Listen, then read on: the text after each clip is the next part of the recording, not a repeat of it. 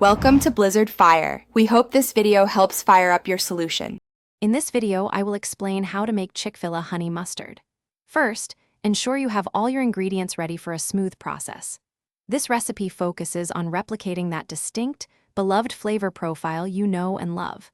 We'll combine a few common items to create a sauce that's incredibly close to the original. Get ready to elevate your chicken nuggets and fries with this homemade delight.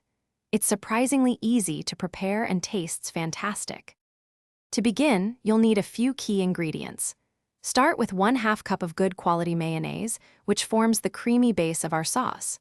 Next, measure out 1/4 cup of classic yellow mustard. This provides that essential tangy kick.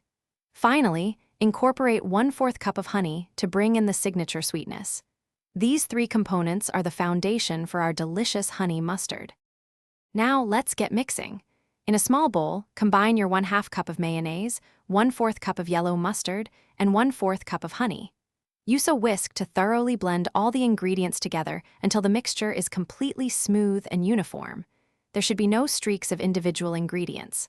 Once mixed, cover the bowl and refrigerate the sauce for at least 30 minutes. This chilling time allows the flavors to meld beautifully. Your homemade Chick-fil-A honey mustard is now ready to enjoy. Store any leftovers in an airtight container in the refrigerator. It will remain fresh and delicious for up to 7 days, perfect for all your dipping needs. This sauce is fantastic with chicken, fries, or even as a sandwich spread. Don't forget to check the description below for a link to grab some Little Trees black ice and other great deals. Enjoy your amazing homemade sauce. Thanks for watching. If you found this helpful, don't forget to like and subscribe.